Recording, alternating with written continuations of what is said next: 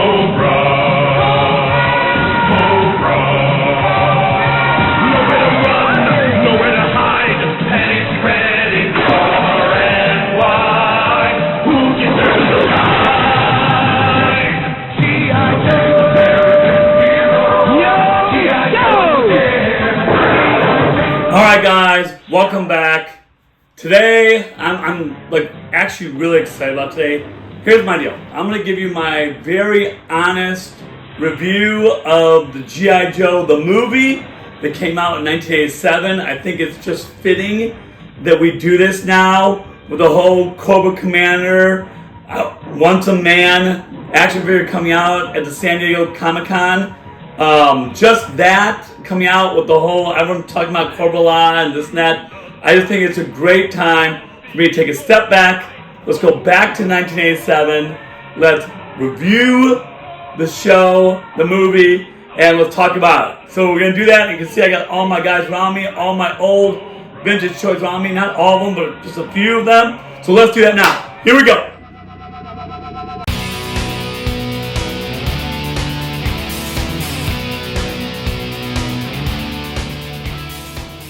All right, so where do we start? Okay, let's go back to 1987. I'm going to do some personal stuff about me because it's very interesting about where I was at G.I. Joe at this time and when the movie came out, etc. Now, fascinating. I was in G.I. Joe from about 83 to about 86. And I remember getting out right around 86, just before 87. I remember that some of the new guys that were coming out, for example, the Cobra Commander that was armored, right where you could see his face a little bit, where you see his eyes. Like, I remember that was when I got out. And what was really fascinating was that I was at DFW, right? I was just at DFW 1 month ago, and the old Hasbro legends were there. All of them were there. It was the best time ever. Please, please, please watch my DFW review if you haven't yet. Totally awesome. And what they talked about, which I thought was so fascinating to me, was that they knew, through research at the time, that the average kid will stay in G.I. Joe for only 3 years. 3 years.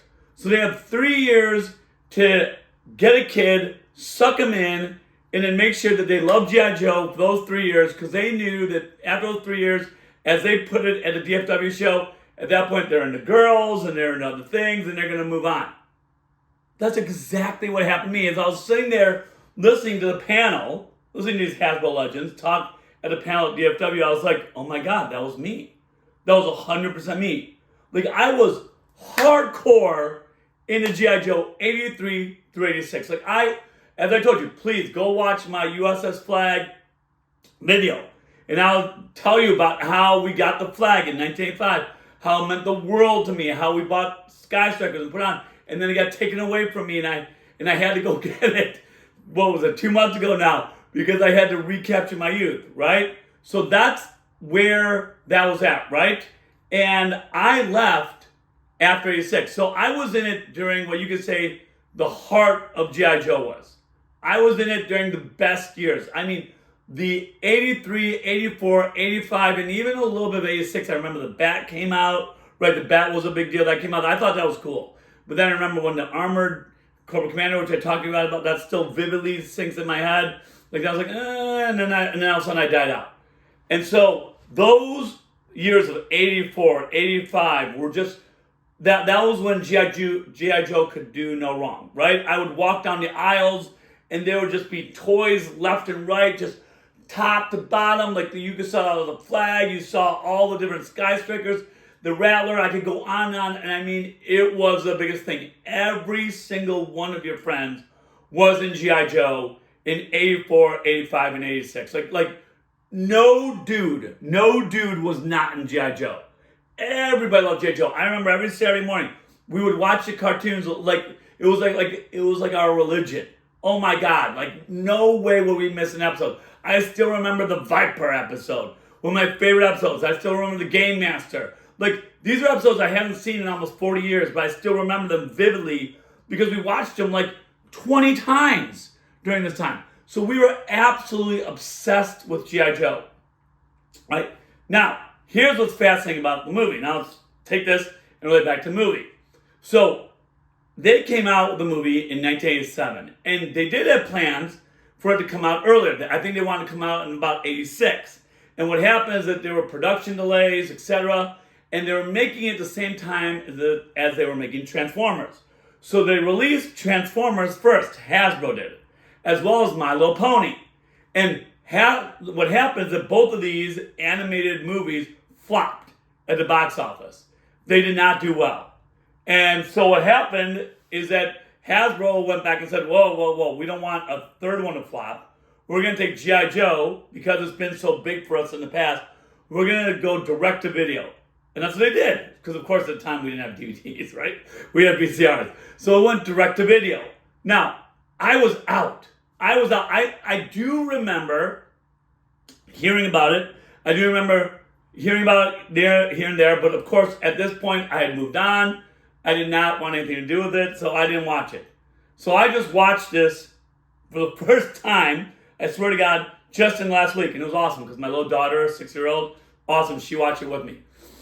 And so we watched this, and it was so interesting to put things into context. So a couple things. One, knowing about the movie. Now, I'm not going to do like a recap of the movie where I go through every little thing and tell you, hey, this happened, they haven't watched the movie. Okay? I'm going to give you my thoughts about the movie. So hopefully you've already seen it, and if you haven't, you can watch this and then go watch it. It's up to you, but I'm not going to recap the whole movie from top to bottom. That's on your own time. I'm not going to do that. So here we go. So in 1987, here's what happened. The G.I. Joe had already hit his peak. It hit his peak in about 85 with the flag. That is when they should have came out with the movie. Or they should have came out with it immediately afterwards, right in 86. By the time you got to 87, G.I. Joe started to be on the decline. It had already hit his peak. It was now coming down. Just like me. I would have, oh my God, if the movie would have came out in 85 or even at the beginning of 86, I would have been the first one in line at the movie theater to see it. First one. And I don't care how bad it is, and let's be honest here, it's not a very good movie, okay? I would give it, I read a review just recently, somebody gave it a 6 out of 10. I could go with that. I go with the 6 out of 10. That's about it. I wouldn't go higher than 6 out of 10. I'm going to tell you the parts I like and the parts I didn't like here in a second. But yeah, I would give about a 6 out of 10. But yeah, if it came out in 85, when the flag came out, and when G.I. Joe was literally at the prime, it would have blown away the box office. No matter how bad it was, it would have blown away the box office. But they waited too long. So it came out 1986, which I think they originally planned, but with production delays, they pushed it back to 87. Transformers came out, My Little Pony, they both flopped, right? So they went direct to video. And so I think that was fascinating as well. So going with my notes here, got my notes in front of me. All right, so a couple things I thought was interesting watching the movie. So that's a little bit about background and why I think it did flop, because when it went to the video, it didn't catch, right?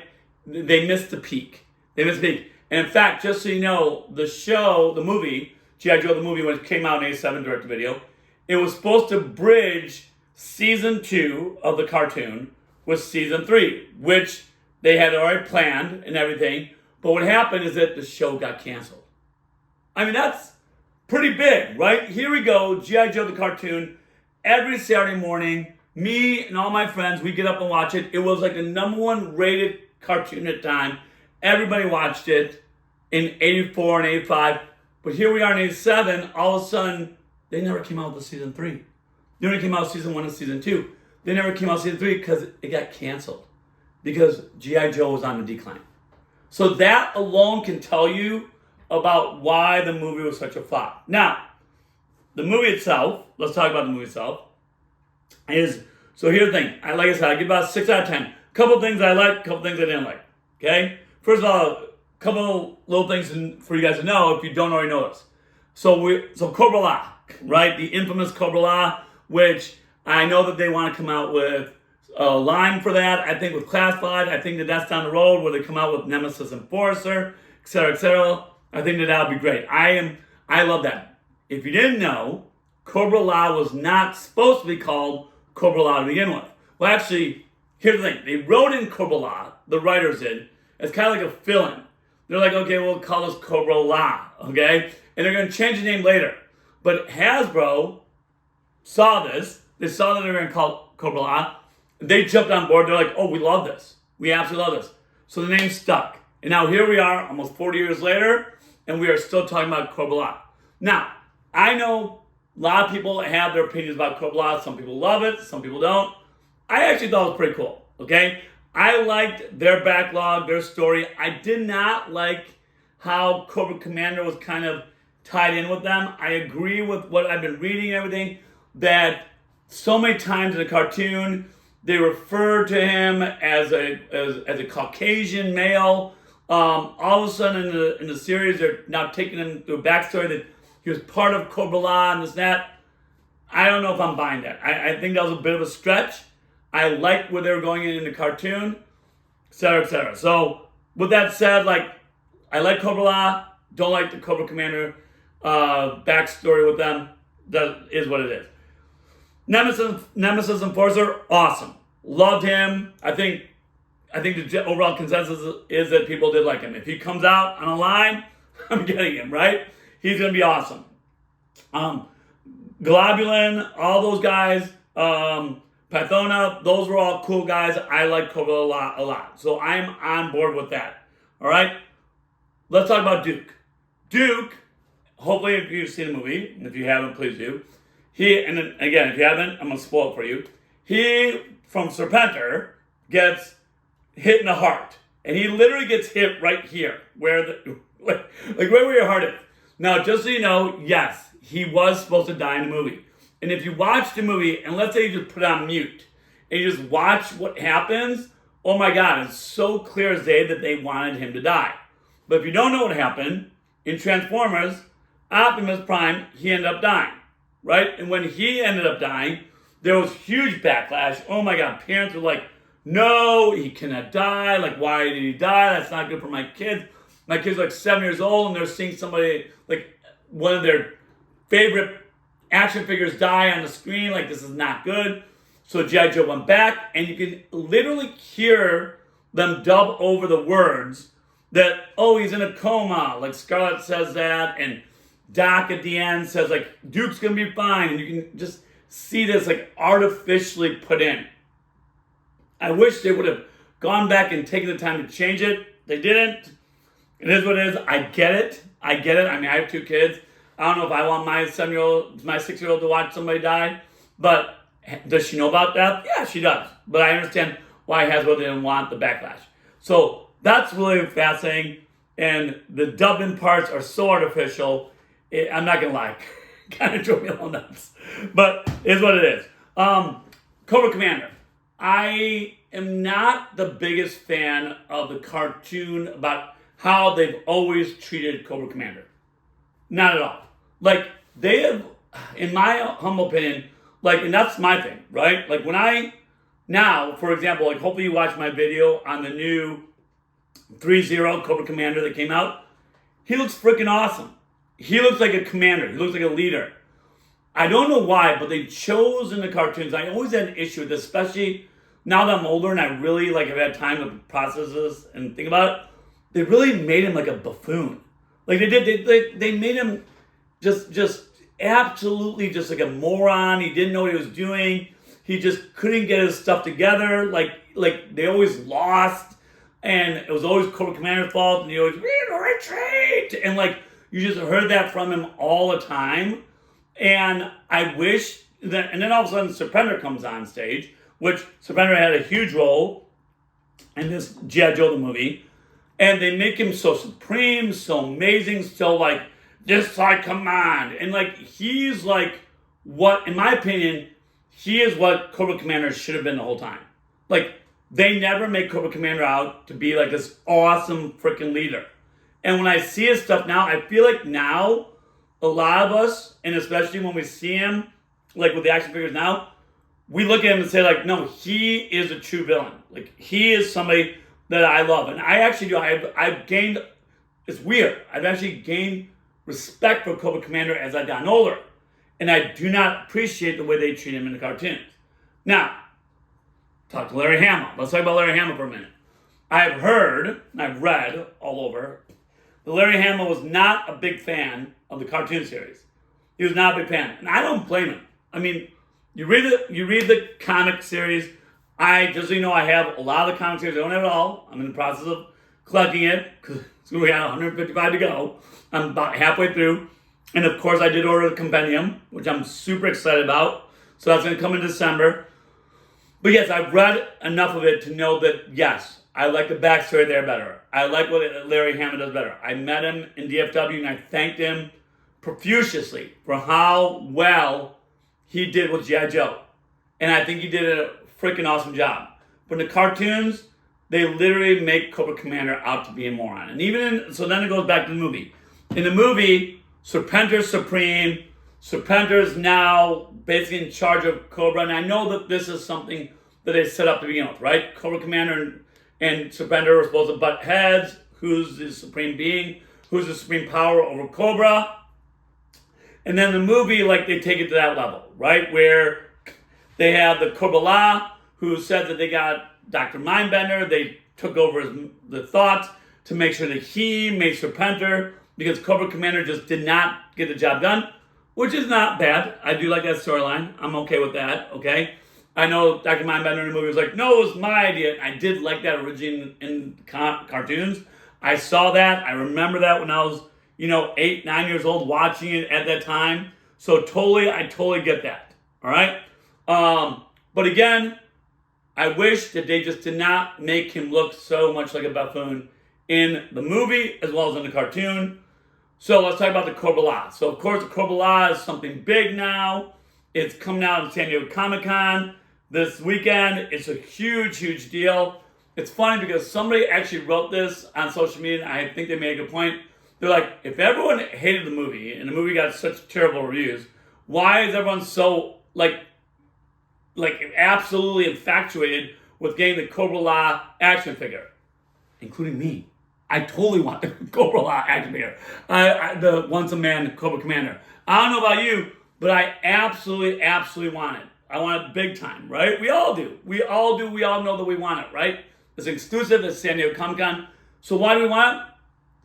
Nostalgia. Because it's cool. Because like that storyline, just a little bit of it, I'm on board with. I get it. I can do it.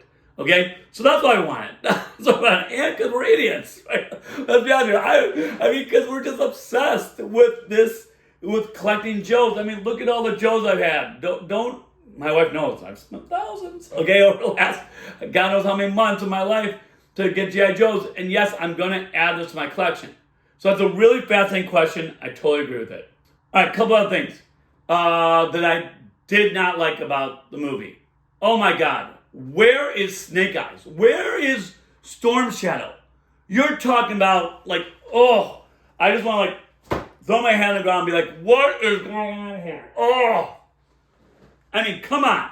You're telling me that, like, the two most iconic, like, action figures. Yes, Destro, Cobra Commander, I could go on. They're all iconic too. But two of your top 5 iconic action figures that, when I go back, like, everyone I talk to, like, oh, Snake Eyes and Storm Shadow, where the heck were they in the movie, dude? Who wrote this? Can I sit down with them and be like, are you kidding me? Like when you think of G.I. Joe, like, you think of Storm Shadow, you think of Snake Eyes. Why they had such minuscule parts in the movie is beyond me. It's just like, I just want to take the writer and just shake them. Of course, I do like the fact that they brought in Jinx. I know that Jinx is now in the new Scarlett comic. I love that, so I love the connection there. Again, Jinx was not around when I left G.I. Joe in '86, so I love the new Jinx now. I love where she was at in the movie, and I love how they brought her in. So that was fun. Also, what I liked about it is that I left in '85, about '86, when the Dreadnoughts were not as big, or as large as I should say. Zartan's crew grow with his sister, etc., etc. Like, it just, that I really liked. I do like the growth of the Dreadnoughts. I think that was a cool line that they put in for Hasbro. So I do like that, and I did like seeing that. So a lot of things that I saw in the movie, I really enjoyed because now that I'm back in it, 40 years later, almost 39 years later, I'm super happy to see all the stuff. So overall, here's my deal, right? And hopefully you gain a couple things from this that you didn't know before. Couple things. Movie's okay. I give it a 6 out of 10. Any G.I. Joe fan needs to see it. The Cobra-La, like them, hopefully they come out with a line, with Classified. The Once a Man, of course I'm going to get it. Of course any other G.I. Joe fan's going to get it.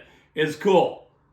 Watch the movie, watch some of the old cartoons, but no, like, I'm going to be honest with you, the comics are where it's at. Larry Hama and the comics are where it's at. Spend your time there. Spend your time there because the way he takes G.I. Joe and where he takes it to, it's awesome. It really, really is. So guys, I hope you enjoyed my review. Hopefully you took something away from it. Hey, as always, yo Joe.